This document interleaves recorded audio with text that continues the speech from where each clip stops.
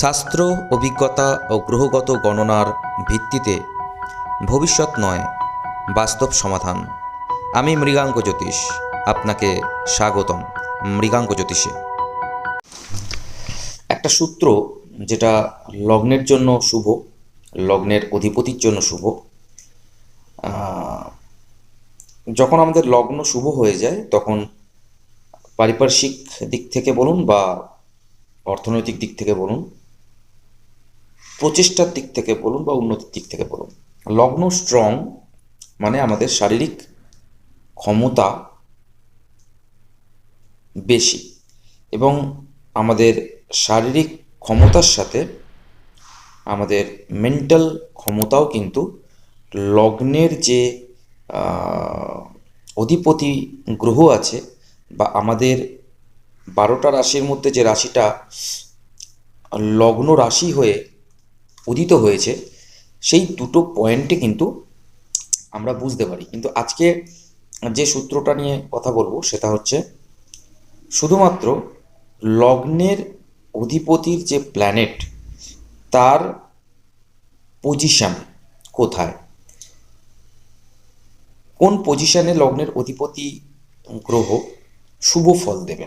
আমরা এর আগের যেসব ভিডিওগুলোতে দেখেছি, অনেক ভিডিওতেই আমরা দেখি, ইউটিউবে প্রচুর প্রচলিত ভিডিও আছে যে লগ্নপতি সেকেন্ড হাউসে থাকলে, লগ্নপতি লগ্নে থাকলে, লগ্নপতি থার্ড হাউসে থাকলে, এরকমভাবে 12টা রাশিতে লগ্নপতির অবস্থানের যে ফল সেই নিয়ে প্রচুর ভিডিও আছে।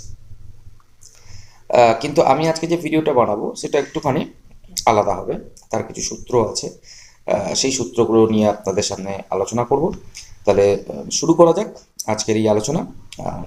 মৃগাঙ্ক জ্যোতিষ ইউটিউব চ্যানেলে আপনাদের সবাইকে স্বাগত। আপনারা আমার সাথে আছেন এতদিন ধরে, তার জন্য খুবই ধন্যবাদ। এবং যারা এই চ্যানেলে আছেন তারা অবশ্যই লাইক করবেন, শেয়ার করবেন, এবং যারা নেই, যারা নতুন দেখছেন, তারাও আশা করি লাইক, শেয়ার, কমেন্ট করবেন। তাহলে চলুন বোঝা যাক। ধরে নিন লগ্নপতি মঙ্গল বা লগ্নপতি রবি। তাহলে আমরা জানি যে লগ্নপতি মঙ্গল বা লগ্নপতি যদি রবি হয়, তাকে কোন ভাবে বসালে সে তার সম্পূর্ণ শক্তি দিয়ে রেজাল্ট দিতে পারবে। আপনারা গেস করে বলতে পারেন কোন ভাবে বসালে তার বলবত্তা ঠিক থাকবে, প্রমিনেন্ট বল দেবে। সেক্ষেত্রে আপনারা তো কমেন্ট করে জানাবেন, আপনারা কমেন্ট করবেন, আশা করি সঠিক কমেন্টই করবেন, সঠিক অ্যান্সারই দেবেন। তবু আমি বলে দিই, যখনই মঙ্গল আর রবির কথা আমরা বলবো, এবং ভাব আমরা জানি যে যখন মাথার ওপরে দুপুরবেলা সূর্যদেব থাকে তখন সবচেয়ে বেশি তেজ প্রকাশিত হয়, প্রকাশ পায়, বা আমরা দেখতে পাই প্রচণ্ড গরম থাকে দুপুরবেলার সময়টা। তাই এই যে দুপুরবেলার যে সময়টা, এটাকে আমরা মাঝখানে, মধ্য গগন, আকাশের সম্পূর্ণ সেন্টার পয়েন্টে। এবার এই সেন্টার পয়েন্ট হচ্ছে আমাদের, আমরা জানি যে লগ্ন থেকে যে কটা কেন্দ্র, অর্থাৎ 1, 4, 7, 10, এই প্রত্যেকটাই কিন্তু সেন্টার পয়েন্ট। কিভাবে আমি আপনাদেরকে বোঝাবো, দশম ভাবটা হচ্ছে মাথার ওপরের ভাব, অর্থাৎ লগ্ন হচ্ছে আমাদের শরীর।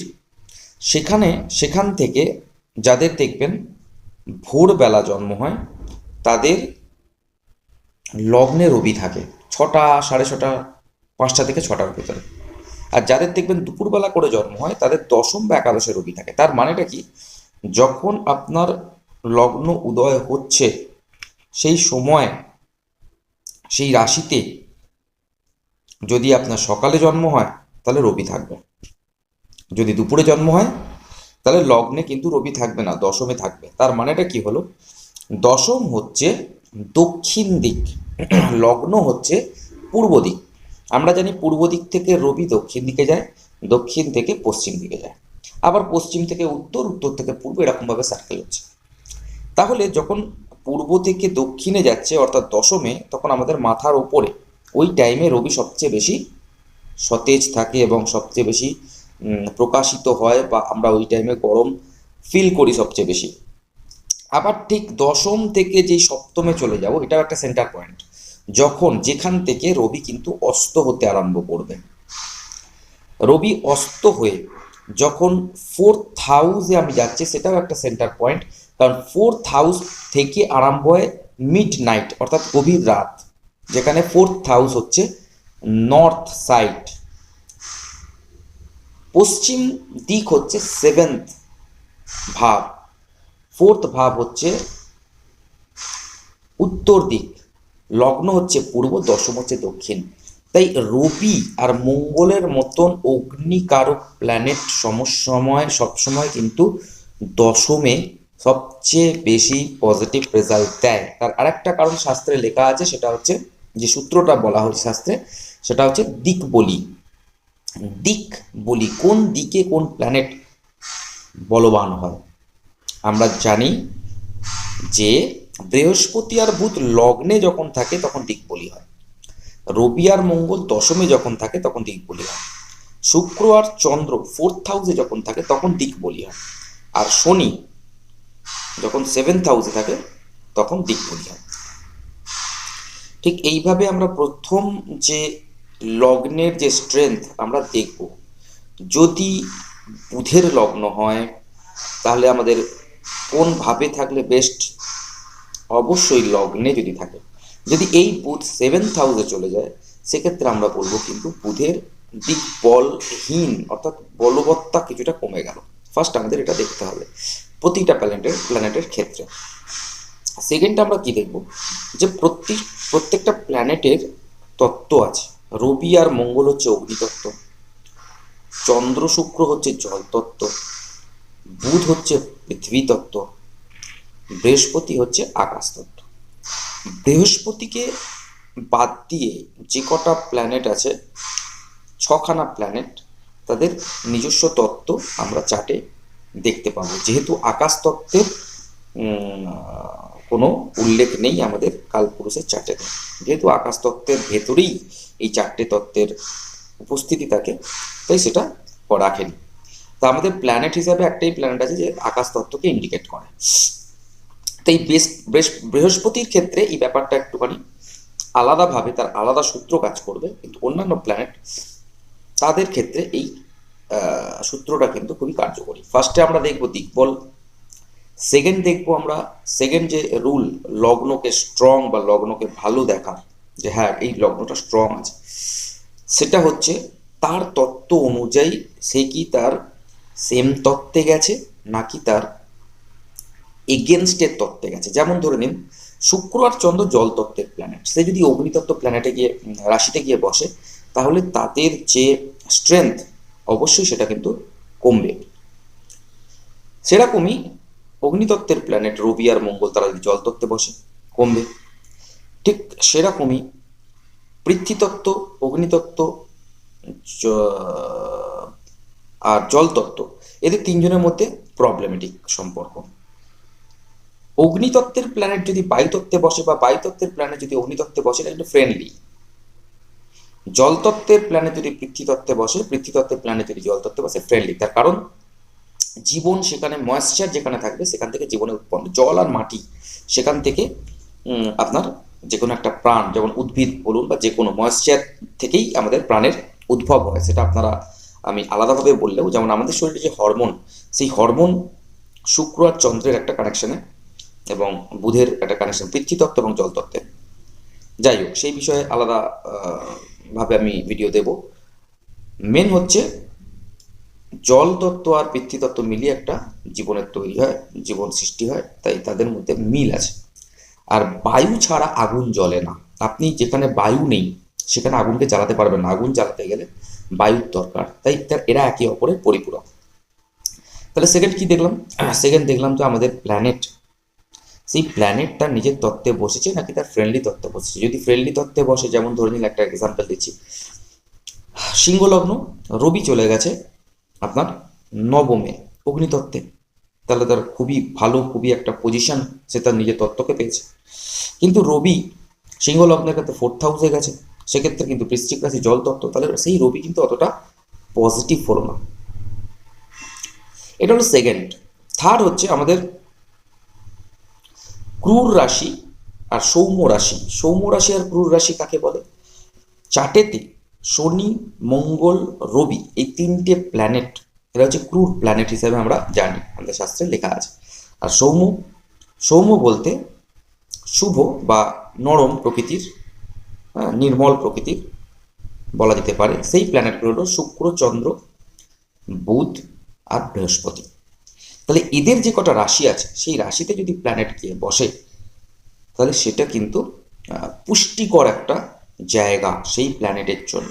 মানে একটা ক্রূর প্ল্যানেটের রাশিতে যদি আপনার লগ্নপতি বসে তাহলে আপনার শরীর বা আপনার মন বা আপনি নিজে সেই ক্রূর প্ল্যানেটের ঘরের মধ্যে বসেছেন, তার মানে আপনার লাইফে একটা স্ট্রাগল, একটা হার্ডলস, একটা যেটাকে বলে লড়াই করে এগোনোর একটা প্রবণতা দেখা দেবে। লড়াই করতে হবে, কারণ ওটা ক্রূর, সহজে আপনি পাবেন না, এবং সেখানে কিছু পেতে গেলেও আপনাকে স্ট্রাগল করতে হবে, নার্চারিংটা ঠিকমতো হয় না।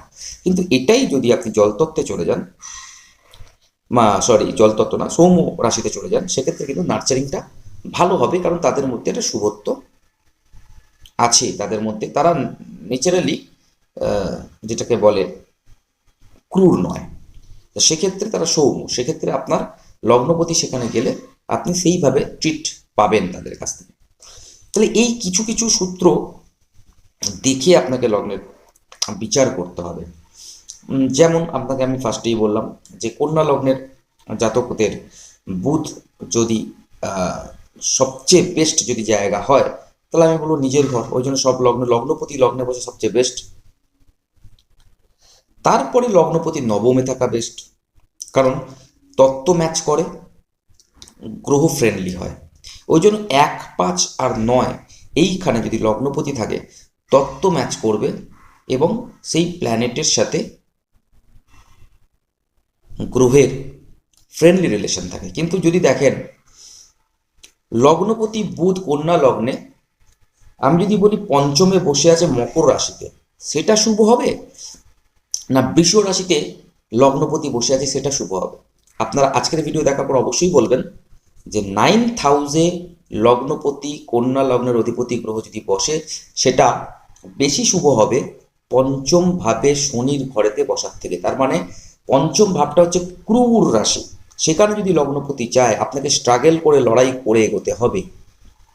কিন্তু 9th হাউসে যদি যায় শুক্রের ঘরে, কালপুরুষের সেকেন্ড ঘর, শুক্র সৌম্য রাশি, সৌম্য রাশির কনসেপ্টটা আমি যদি বলি তাহলে আপনি খুব সহজেই অনেক কিছু পাবেন আপনার চারিপাশ থেকে। আপনাকে যেটাকে বলে আপনার লাইফকে এগিয়ে নিয়ে যাওয়ার জন্য যে যে দ্রব্য বস্তুর দরকার খুব সহজেই সেটাকে আপনি অ্যাচিভ করতে পারবেন বা পেয়ে যাবেন।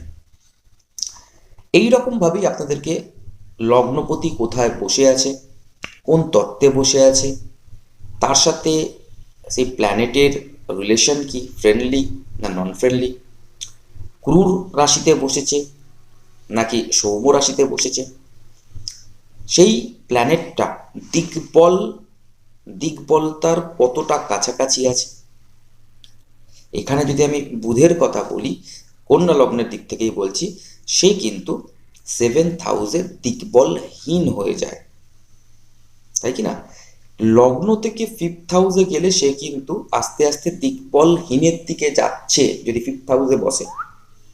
আর যদি 9th হাউসে বসে তাহলে সে কিন্তু দিকবলের দিকে আবার এগোচ্ছে। তাই সেক্ষেত্রেও লগ্নপতি বুধ 9th হাউসে বসাটা 5th হাউসে বসার থেকে অনেকাংশে ভালো। এইভাবে আপনাদেরকে বিচার করতে হবে এবং তার স্ট্রেংথ চার্ট দেখে বুঝতে হবে। আশা করি আজকের এই ভিডিও দেখে আপনারা কিছুটা হলেও মানে বুঝতে পেরেছেন আমি যেটা বোঝাতে চেয়েছি, কারণ আমি জানি না আমি কতটা ভালোভাবে আপনাদেরকে বোঝাতে পারি, তো চেষ্টা করি ভালোভাবে বোঝানোর। একটা চার্টে যখনই দেখবেন তো এই যে কটা সূত্রের কথা আমি বললাম লগ্নপতিকে স্ট্রং দেখতে গেলে, সেগুলো অ্যাপ্লাই করার পর আপনি প্রেডিকশন করলে সেই প্রেডিকশন কিন্তু 99% অ্যাকুরেসি পাবেন। সবাই ভালো থাকবেন, আর লাইক শেয়ার কমেন্ট করতে অবশ্যই ভুলবেন না। আর যদি কোনো প্রশ্ন থাকে অবশ্যই আমাকে জানাবেন, সেই অনুযায়ী আমি তার অ্যান্সার দেবো। নমস্কার, সবাই ভালো থাকবেন।